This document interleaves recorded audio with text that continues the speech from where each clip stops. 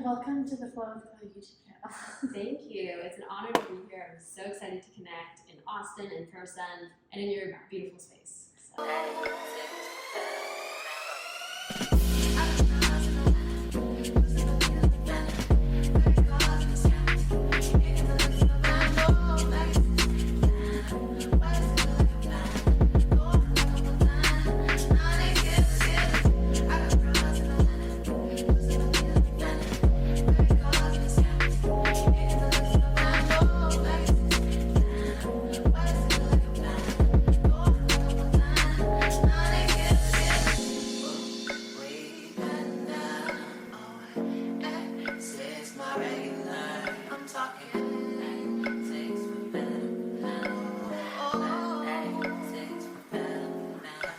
Yeah, I know, it's really fun. I got plants everywhere. We decided to do it by full the of good tree. energy. It's definitely good energy. I was, I just met you, and so I was just kind of asking you your story, and you kind of like dove into it. I kind of would like to start there because a lot of us have different genesis to our, our relationship with food and exercise and body kind of getting kind of all bejumbled and skewed. And yet I feel like we all have very similar stories and ways of like how we ended up where we were at. So I'd love to hear just a little bit about like maybe, that beginning journey of like how you kind of fell into this need for control over the food, the body, the health, all of that. Yeah, no, 100%. As you said, we all have our journey, our experience with it, and this is just mine, but it all started for me truly growing up, starting at 5 years old. My mom was diagnosed with cancer, and for the next few years I would watch someone I loved so dearly, suffer in such a great way with her health, and really develop this understanding and concept of what I thought healthy meant, what death was, what loss was, pain. Like it really started what I call as like my trauma story. And so then when she passed when I was about 10, it was really the catalyst for everything to come and redirected my path to get me where I am today. It's the reason I'm sitting here with you. I otherwise don't truly think I would have been. So yeah, I started my rocky relationship with food, exercise, body image, all of it.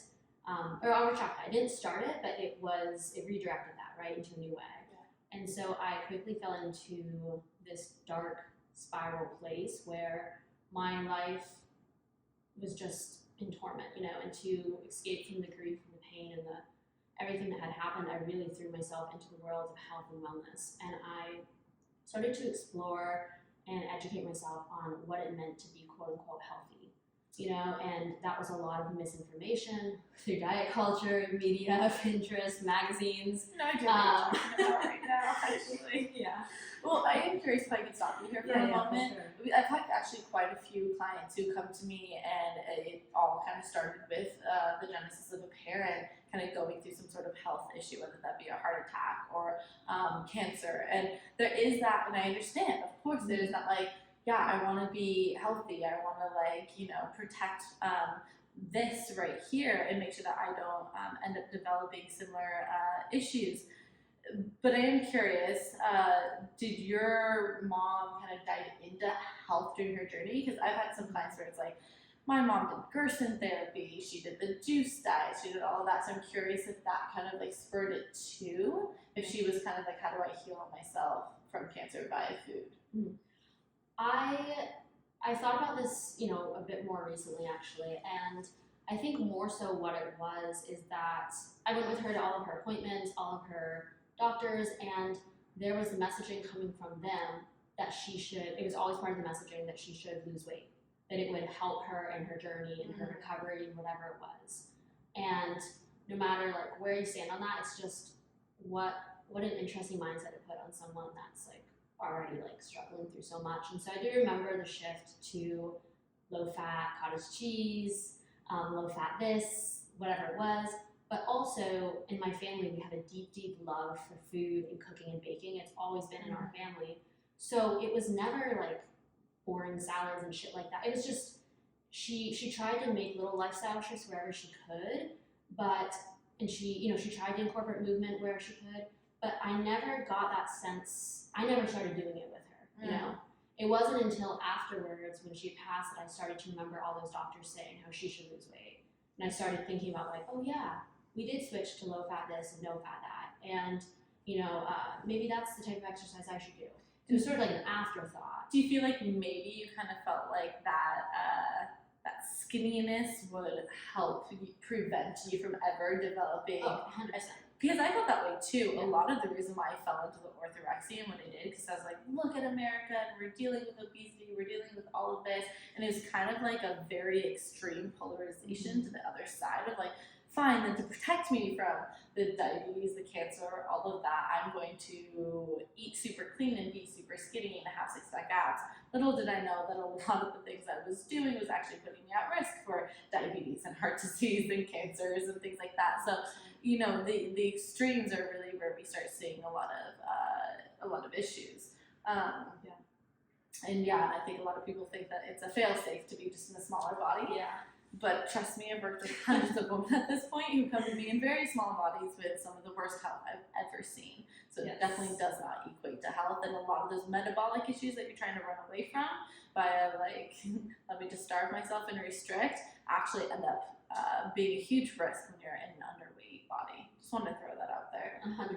And I mean, part of that was, as you said, right, it was where I was getting my knowledge and my knowledge and all my resources from, right? The imagery with the Pinterest articles or the magazines or the articles I looked online was all also a very specific body shape, image, size. And so it was not only the messaging of lose weight, be thin, be healthy, it was also seeing that as like the physical representation of health at the time, which we all know still is an issue with social media, diet culture, etc.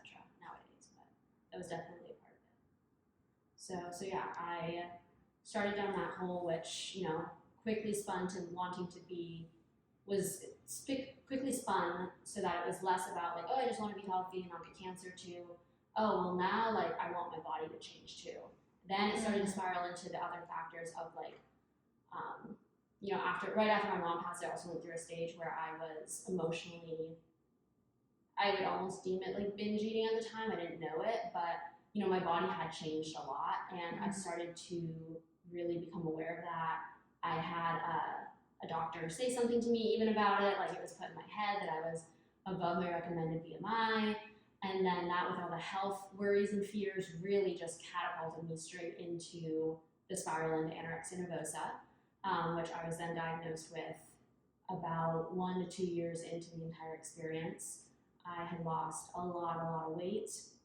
My entire life revolved around what I ate, how much I ate, the movements I was doing, and I was just a shell of who I was. Like you said, you think that reaching that point will be your best self and when you're healthy and happy, but it was truly one of the lowest times in my life, and to the point where everyone around me was able to see it, and you're not. That's a very interesting thing, and I think that's important to bring up because I mean, if you're here on this channel and you're listening to this stuff, I take it you have some sort of awareness. But I think like something that really shocked me, and I'm wondering if you felt this way, once I went through recovery, actually kind of the most pain I felt about this journey was post-recovery, when I started feeling so amazing and life started literally opening up on so many different levels. And I like ended up actually reaching out for a therapist at that point because I had so much trauma from what I did. Like understanding now, just whoa, that's how much I was suppressing myself. That's how much like I was just so numb. I was a shell of a person. Like the thought that I was in that for 11 years actually started really weighing heavy on me because I was like, I feel so good. I didn't feel that for 11 years, and it was like the regret and the pain. And it was just interesting of like how that came at that point in the journey where I was like, whoa, yeah, I thought I was doing fine. And I thought I had days of happiness and days of like, you know, being joyous. And now I just see it as it was just like, sure, I could put a smile on my face, but it was such a dampened version of what joy truly is, of what I at least now have learned to like express joy as. But yeah, you don't necessarily really feel it to the extent. And I think if people could, they would jump out of it sooner. Yeah, and I think that's when recovery really kickstarts, is that when you start to actually experience those things, that's when things start to shift. But before then, I the way I relate to it and think about it, what you're speaking of, right, is that when you're in the eating disorder or the disordered eating or whatever condition it's going to be, anxiety, depression, etc., it is almost as though you're just in a bubble, right? And everything's kind of like stuck where it's at, and you might experience like a moment of what feels like joy, but everything has that underlying current of like the thoughts spinning in your head, right? Like the eating voice, the eating thoughts, the urges, whatever they may be. And so yeah, when you do finally start breaking free and you reflect on everything you went through and everything you did, it hits you like a ton of bricks. I mean, and you're just like, what happened the past, for me, 13 years? Like, where was I? Who was I? What was my life? Like, and why that's did I dim my light so much? Yeah, and same as you, it was then that I started therapy just 2 years ago. And it was then that I truly started to feel like shifts in my life and recovery, because for the first time I was experiencing life and not just living for the ED. So it's so interesting that you say that, because I was just in my recovery community, and we do like group coaching every week, and we were just talking about, like, someone had mentioned, I'm not going to mention kind of what they mentioned, actually that was kind of personal, but basically I ended up just looking at her and being like, life is going to be what heals you here. It is just like so apparent the more and more of life I live, where I'm just such an advocate for like, life is what will take you out of this. You just have to be willing to put yourself in those places of experiencing life and learning how to soften and open up your heart so that you can fully be there. But there even comes an element in recovery where I'm like, recovery will block you from recovery. When there's like an element, yes, we need to learn about this stuff. You need to understand that you need to eat more. You need to understand that you've really, wreaked havoc on your metabolism and on your hormones and everything. Totally, I get it. And there comes a certain point once you've gained enough knowledge where it's always a certain point with clients where I finally look at them and I'm like, at this point, learning about recovery is going to block you from recovery, and you just need to go out there and live. You got the basics, we're working on this stuff, and then now you just need to put yourself in those experiences of just like, wow, I'm traveling, I'm meeting people, I'm joining singing groups, I'm doing these things, I'm like involving myself back into community. And that ends up being what takes people to the next level. I just wanted to say that because I see a lot of people like, I'm just gonna like eat till I get my period back, and then I'm gonna try and figure out life. And I see that with recovery centers where they like get you to this place and then they release you into the world, and you're like, wait a minute, I actually don't know how to do this and I'm not ready yet for it. And I think when we start just like bringing in life into the recovery process, that helps ease the transition into like a full life. Oh, 100%. And I think it also takes the emphasis off of the physical aspect of recovery, like you said, right? Of like just eating or the movement or how your body's looking or feeling, whatever. Like we were talking before we started recording about just like our own experiences with the mental, emotional side of healing and recovery and transformation as well. And I think those moments come from the living of life, from going out there and maybe you try dating and meeting people or making friends, or you start a new job, or you move to a whole new place, whatever. Like I moved here 2 years ago, huge shift for me. It was just going out there, like living life experiences and like, I don't know, just shifting that focus from like, even just being so focused on recovery can still kind of keep you tied to that like eating disorder eating past, versus if your focus can be so like a bit more broad with life in general, with mental, emotional, and physical wellness, I feel like that can just broaden your horizons and like make everything just a bit more like that flow needs, I suppose. Well, something that like I was just mentioning to you, and I'll mention it here, that has started really not bothering me in this space, but just being called to my attention in this space, is that there's so much emphasis on these, like, here is the checklist of recovery, and it becomes such this like, I don't know, it's really unsexy to me. To me, the things that helped me heal was like, I really dived into pranayama. I really dived into meditation. I started like meeting in these like, and it doesn't matter what like religion or denomination you belong to, but I started meeting with these like spiritual communities, and so that could be a Christian faith for you, or that could be, I started getting into like the plant medicine type of like those type of communities and stuff like that, the yoga communities. But it was those things, like understanding the feminine and masculine polarity, understanding like, I don't know, just other things in life that were more self-development, that like for some reason we just like never hear being taught to the ED recovery population, which I feel like is really sad, because I'm like, if you guys understood though how powerful it is to understand the masculine feminine polarities, you'd understand how masculine you've gotten in your nutrition and how important it is to bring back the feminine energy in that, the softness, the nurturing, the intuitiveness, all of that. Like, it's just, that seems a lot more like, it was a lot more sexier and like juicier and funner for me to like deal with those things. And we were talking about, I asked Emily, like, would you step into coaching and all that? And you mentioned that you're doing this like breath work training right now. And I thought that was so beautiful because I feel like we need more people in this space who are offering embodiment modalities to help people through the process of coming to peace with self, whether that's eating disorders, depression, anxiety, whatever it is. I don't feel like, I don't know, I just feel like, do you feel that separation of like, we have self-development and like healing, anxiety, depression, all that, and then we have eating disorders. And this type of juicy content over here never gets talked about for this stuff. No, I do feel that. I've been in both communities for the past like 4 years since I've started my Instagram, really. But I've always been in them in separate ways, right? Like I have my friends here in this in the spiritual realm, and I have my friends in the ED realm. There's never ever crossover, and it's only been in the past probably 2 years that even my podcast guests or friends, I've started to intermingle them, right? And I've started to find the people that are like a little bit involved in both, but I think it is very important.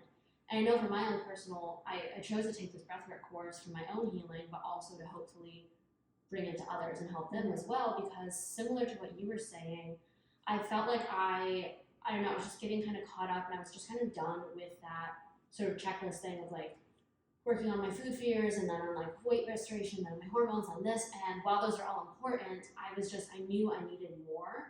And what breath work and incorporating other lifestyle things like less stress overall, meditation, journaling, walking, low impact, whatever it is, doing all of these things has helped me become more embodied. And I think right now the root of my, any struggles I do still have stem from this place of just feeling at times still like my nervous system and my body itself just doesn't feel safe, and it's still getting triggered. And for all of my life, when my nervous system felt triggered or when I felt unsafe for whatever reason, my safety net, my coping mechanism has always been tied to food and body image and the control aspect of through exercise or food, whatever.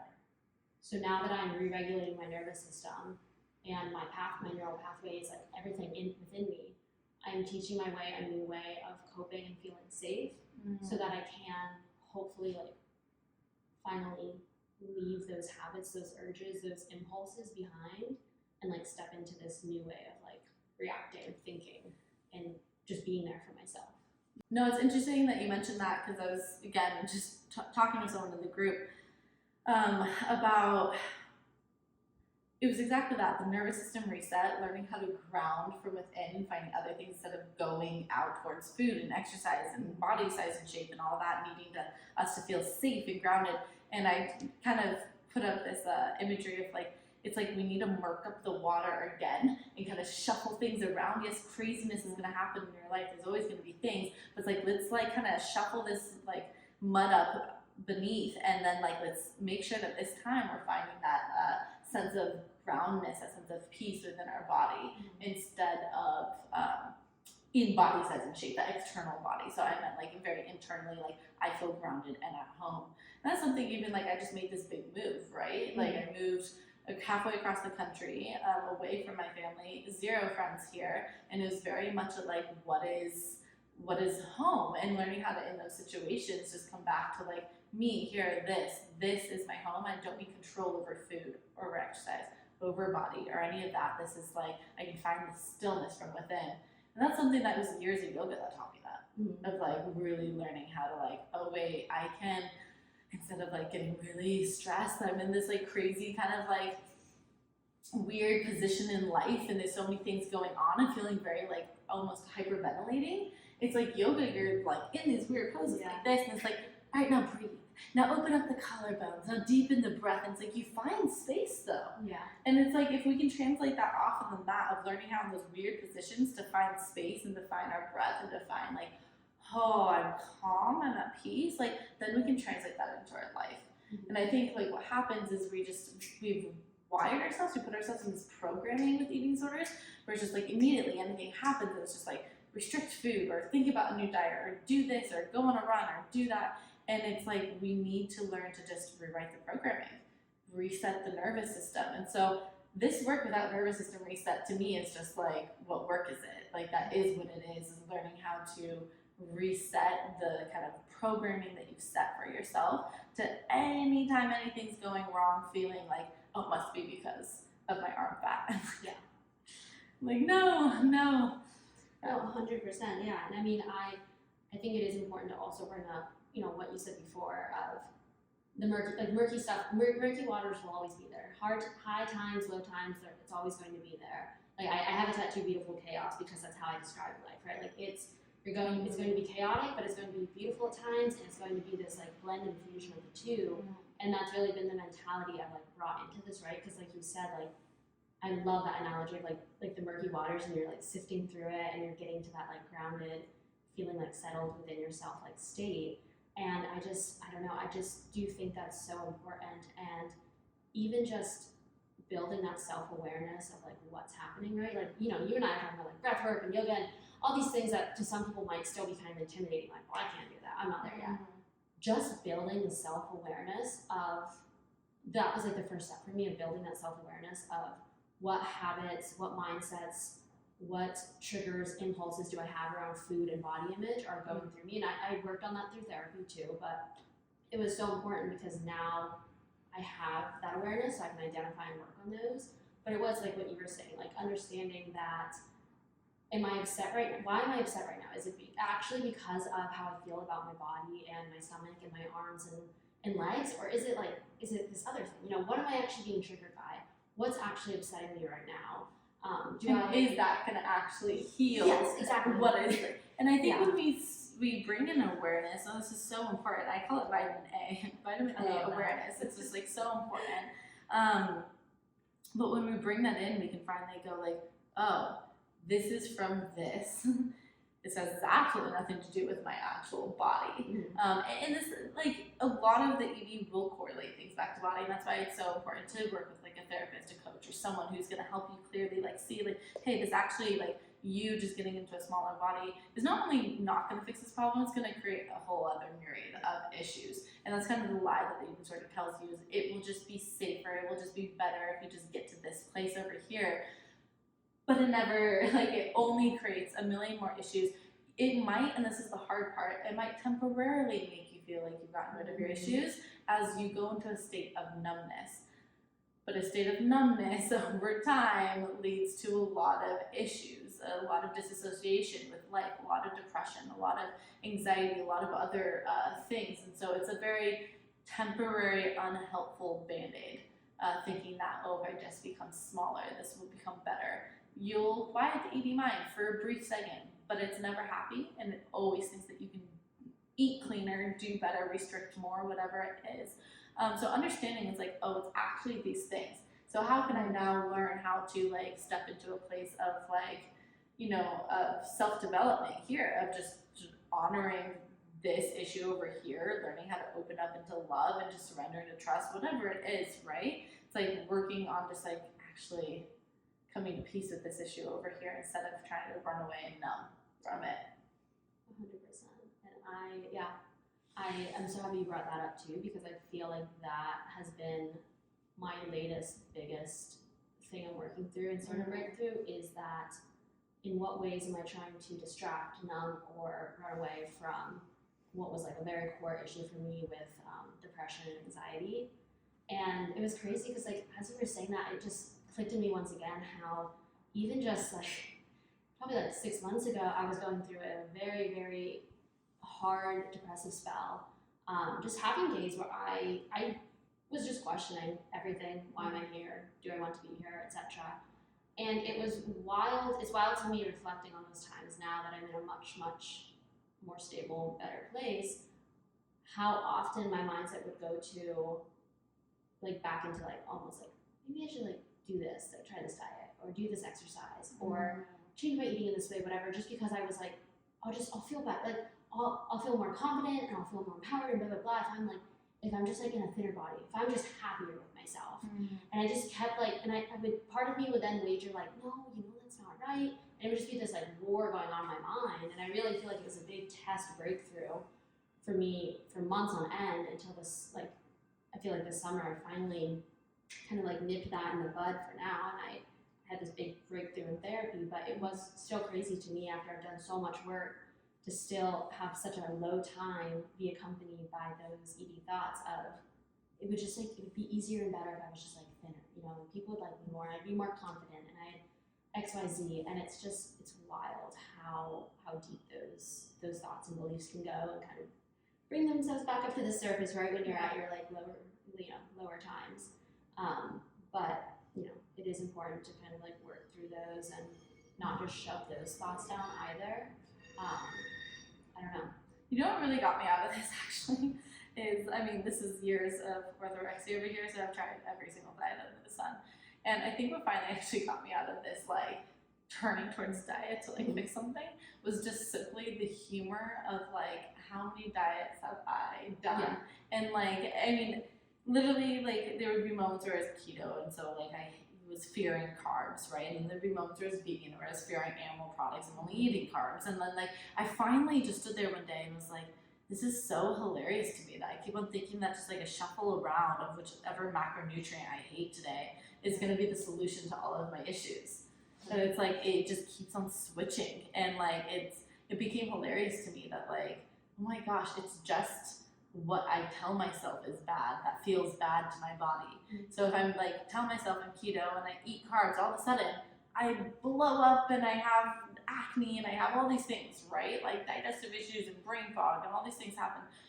But back when I was vegan and eating tons of bread and pasta and stuff like that, like I would react negatively if I had eggs or something. Like, and I was like, oh my gosh, this is literally just like what I'm telling myself I'm going to react to here. So I brought humor into the whole thing, and the humor started helping me see like, oh my gosh, this is so funny that I think that my solution to life is going to be using stevia instead of sugar.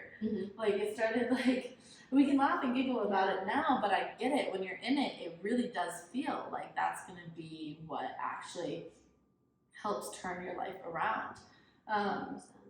And I just personally, and I feel like you're kind of in the same way, I just see life in such a bigger thing in this physical world. And so to me, it's all this kind of just this energetical work and this like the frequency that we're vibrating at. And it's just so much more than just like the physical, what I am eating. Because I'm like, it's not about what you're eating, it's about who you are as an eater. It's about the energy that you have in life. Are you opened up to love? Like, the times in my life that I felt the healthiest, happiest, and just like strongest, and like bodies all working, are the moments where I have literally just been like, totally just like heart open and just fully embracing being part of community, just like really working on this energetical, more like this resilience, and really working on optimism and gratitude and stuff like that. It's like, those are the moments that my health is just like amazing, and I could literally be eating fried food all day and it's literally amazing, and then I can like, you know, make a quinoa salad with boiled chicken, but be coming from this very kind of like negative perfectionistic type of state, and all of a sudden my health is crap. Yeah. Like literally crap. And so I started realizing, I was like, oh, this isn't about what I'm eating. It really is about the energy state I come to food in.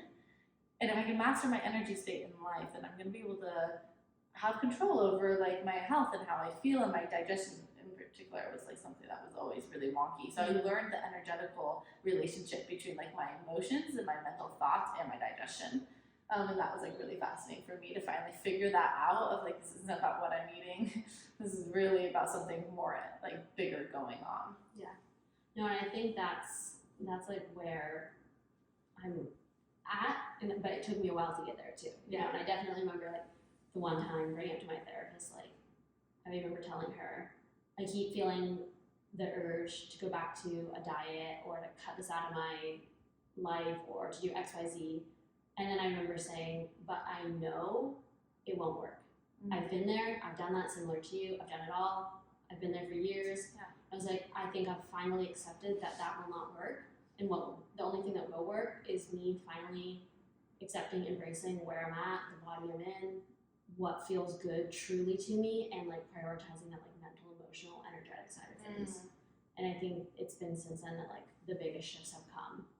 So when you said, when we were talking earlier about like just thinking I had like good energy and stuff, that has become like my thing in life. Like I want people to feel and be in my energy and just feel good about themselves and to just see that, you know what I mean? Like Yes.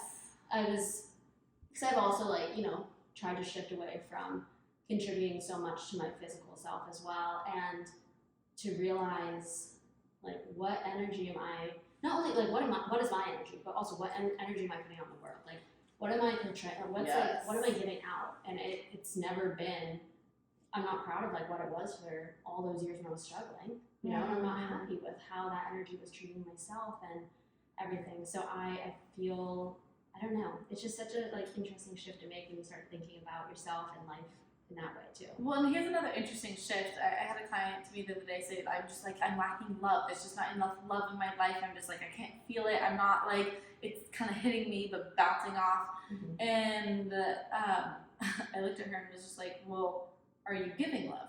Because you can't receive love unless you're giving love. And in giving love, you receive love. And like seeing it as such a different way. And yeah, I feel like I'm so, like my mom used to always tell me, like, you're so selfish, Chloe. And I was like, no, I'm not. But I'm like, oh my gosh, I totally get it. I totally was.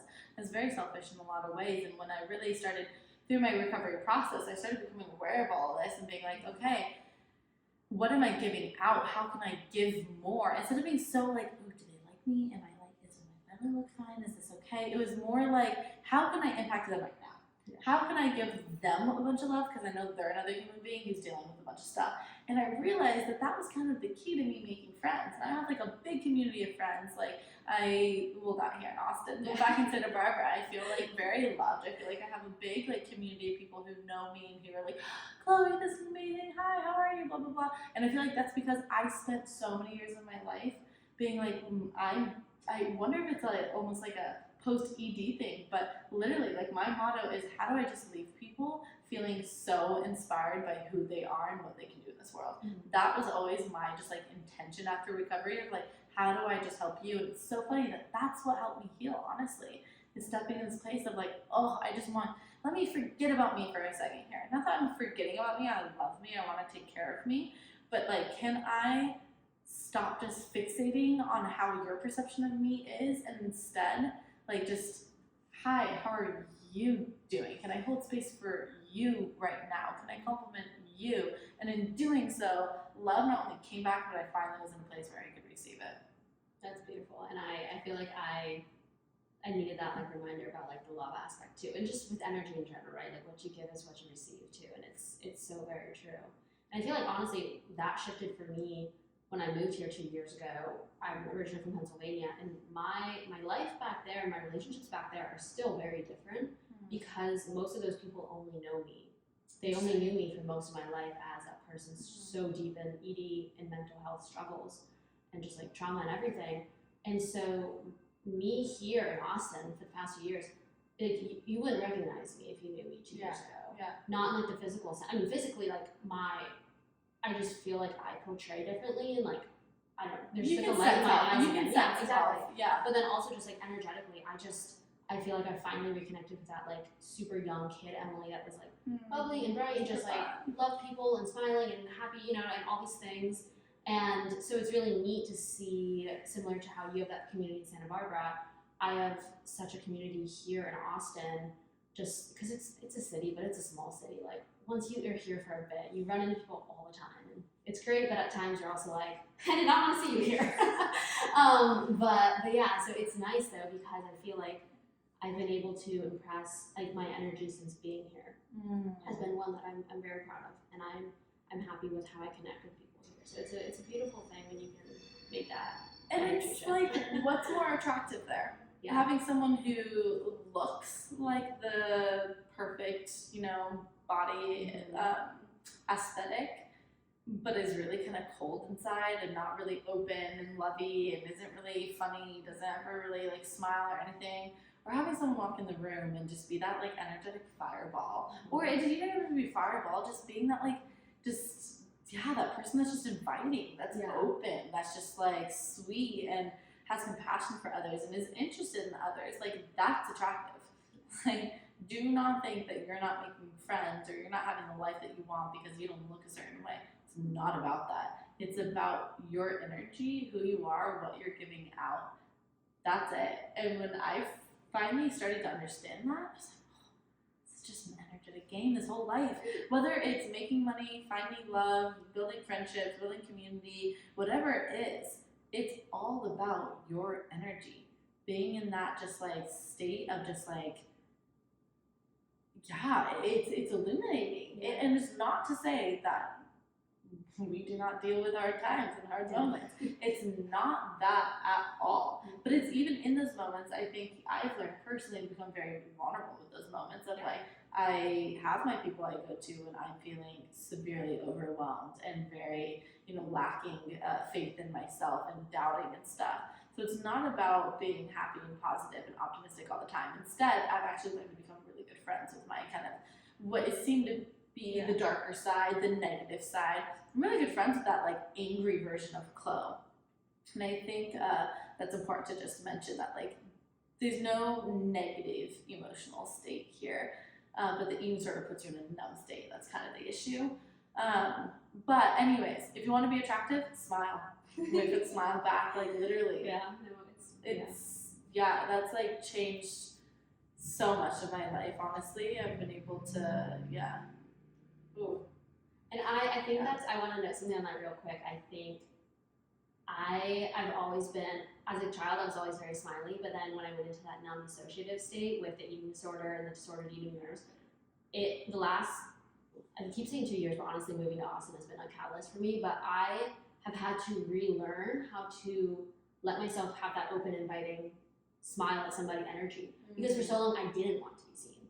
I wanted to like shrink myself, make myself smaller, even in that way of like, I didn't want to draw people's eyes. I didn't want people to like look at me. Like I wanted to fit this like diet culture aesthetic of my body, but I also didn't want anybody to see me. So weird. And so now like even still there will be times I'm naturally smiley, but if I'm in a place where I have like social anxiety and I'm just not feeling great, I still have to remind myself like, just smile. And my mom always used to tell me, she's like, life's like you just feel better if you can smile instead of frown. And it's not about, as we're saying here, toxic positivity, but it's just like sometimes you just need that reminder.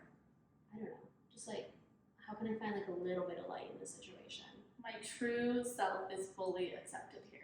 Yeah, that was a mantra that I used to always say. Like my true self is fully accepted here, no matter what that is. Even in that moment of social anxiety, can I relax into that social anxiety, right? And just like my true self is fully accepted here.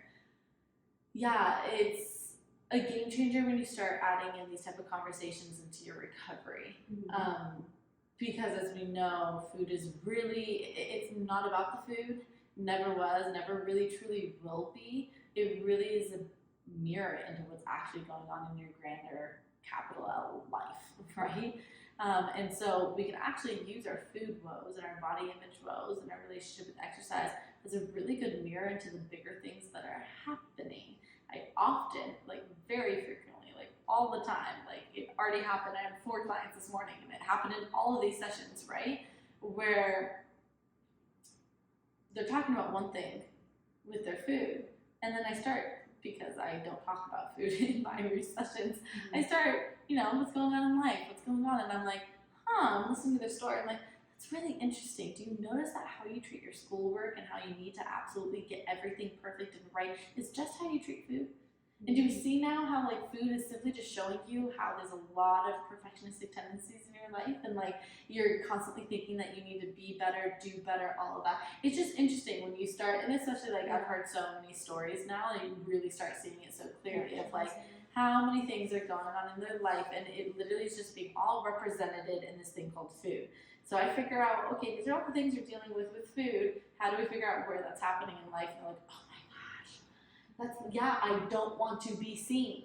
Okay, so I'm not going to be able to help anyone eat more and become fully recovered. I mean, I can probably get you to maybe like, okay, we're doing this, we're eating more, but you won't reach that place of full recovery even if you do eat more. If you do not undercover and like really acknowledge this fact that you don't feel like you can be seen, like you're not good enough to be seen. You're always going to have this underlying energy of I want to be small. So I can outwardly get you to eat more, but you're gonna have that underlying energy and it's gonna pop in either again with food later on and you'll go back to restricting, or it's gonna pop into other areas of your life. So we have to learn to understand of like, this is the real reason why I actually am restricting this food.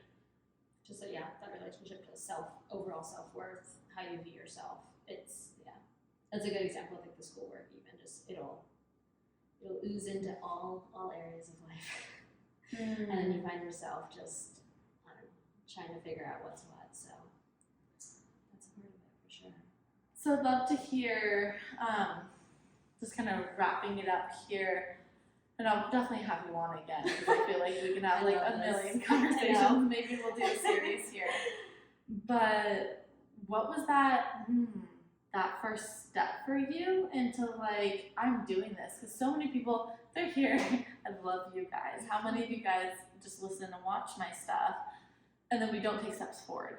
So it's like, what got you to that point where you actually took a step forward? Because it's a really daunting thing. I look back at myself back when I was like however old, and I was like still so stuck in my eating disorder behaviors and patterns and all that. And I just want to like hug her and be like, you were so strong for taking that. I jumped all in. I was like, I'm just gonna gain all this weight, eat all this food, get my period back, stop exercising. Like, I look at her and I'm like, oh my gosh, you did that. Like, wow. I know what my first step was. I'm wondering what got you to take that first step finally and be like, I know this is hard, but I'm gonna do it. Yeah. So I think mine kind of had two phases, and the first phase was a very slow, gradual, sort of like, slow, gradual ease into the world of, recovery, I suppose. I just remember slowly finding more and more podcasts and books about orthorexia and starting to understand what I was struggling at the time when I was like 17, 18. And so I just remember slowly starting to build the awareness. I think that was like the first step, building awareness of like, oh, so I definitely struggle with that. But I still wasn't at the point where I was like, well, I want to recover. I was still too in it. So it was like this slow ease and gradual descent into learning about it, bringing up awareness. At one point, I kind of like explored a course that was like led through identifying fear foods and working on those. And I remember that being really revolutionary for me at the time of understanding all my thought processes around food, and then learning to pause and choose a new action versus falling into the fear food. So I did that little thing, and I just kept like kind of like learning more about it, and probably doing what your listeners and viewers are doing right now, which is I was slowly integrating myself into the world and the just like overall energy of the recovery space. And then what really kickstarted it for me, and I remember just kind of being in tears and saying, I'm done with this. I'm done, I'm over it. I got diagnosed with chronic hepatitis C when I was 19. And it was a relief to have an answer for years and years of debilitating health problems.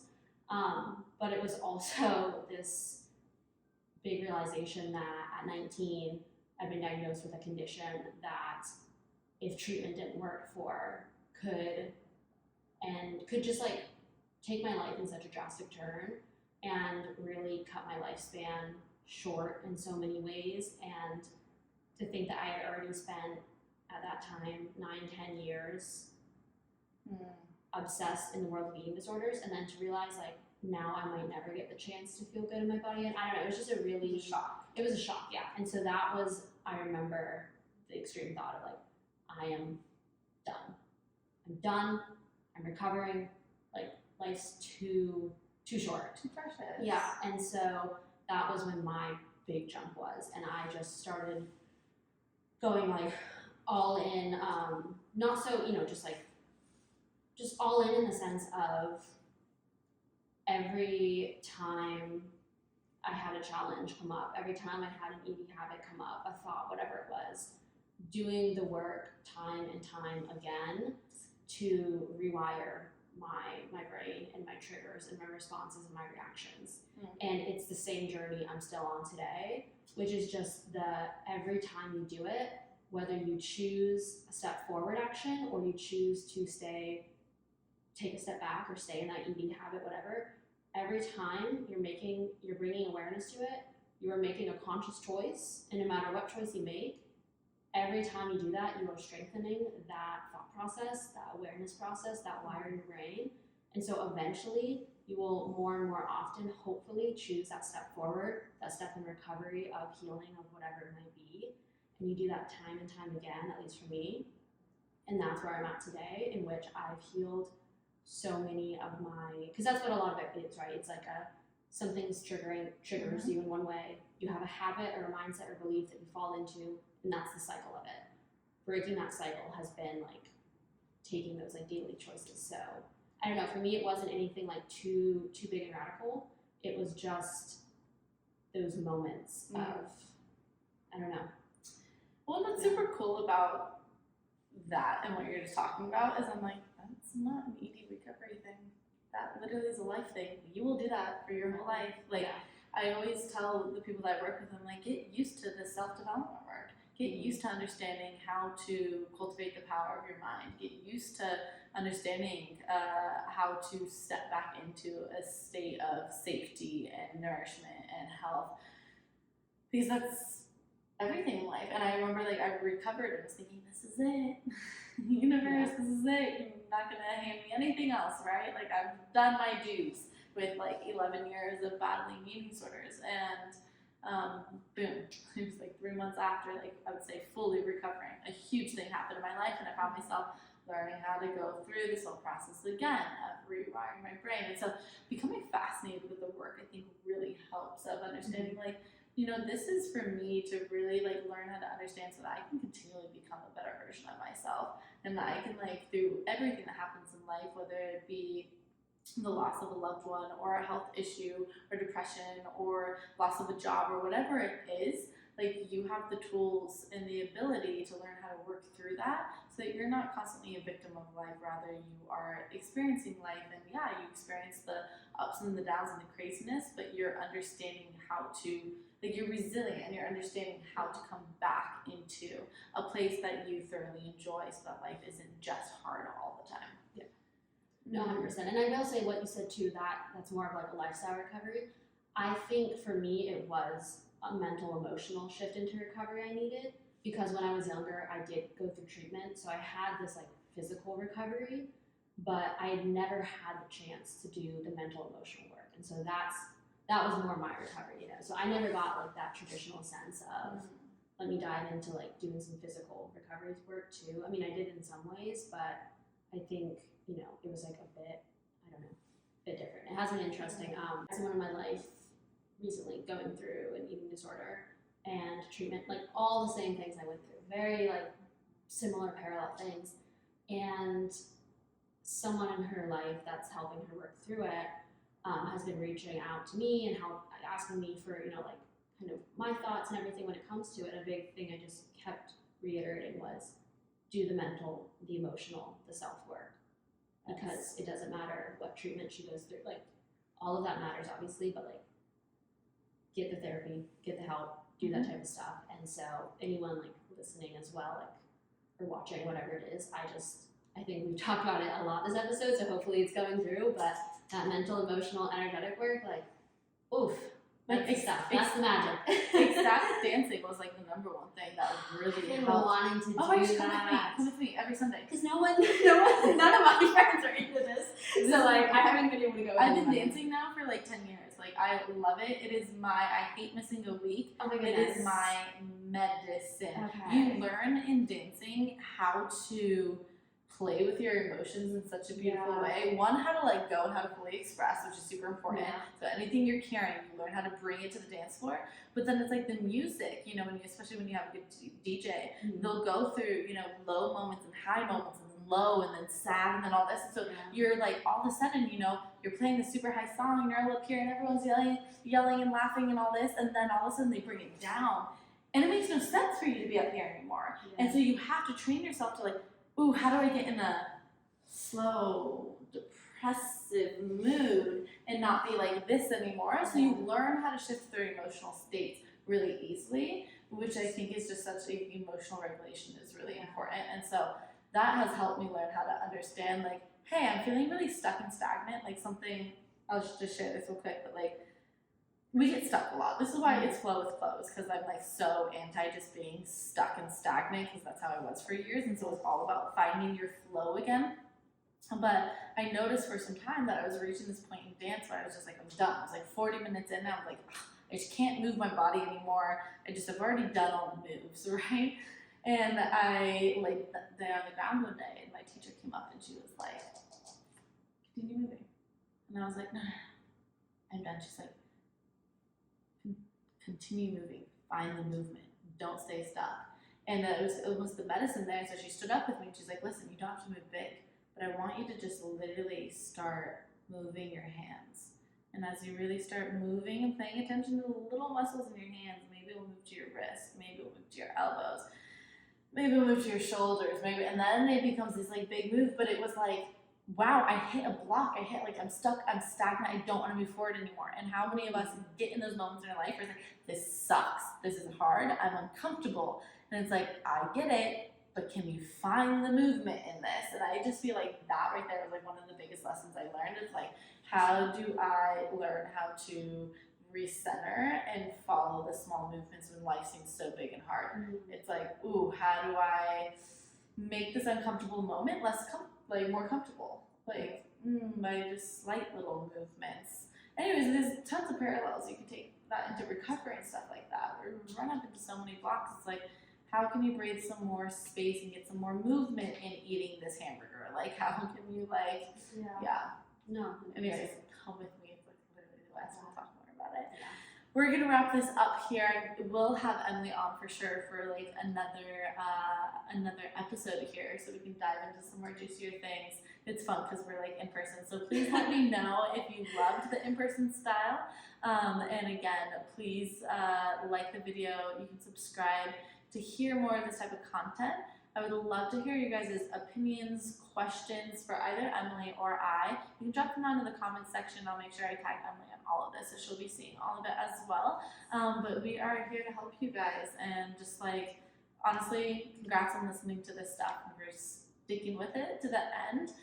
Information is really great, but also remember that it's only the action that's going to heal your life. So now take something from this episode that you guys have listened to and actually experience it, practice it, get curious. How is this if I start meditating every day? Like, just get curious about it, be open to experiencing new things. And that's all I have to say today. Yeah, no, I love it. All right, bye guys, we'll see you in the next one. Woo! Yay! So amazing.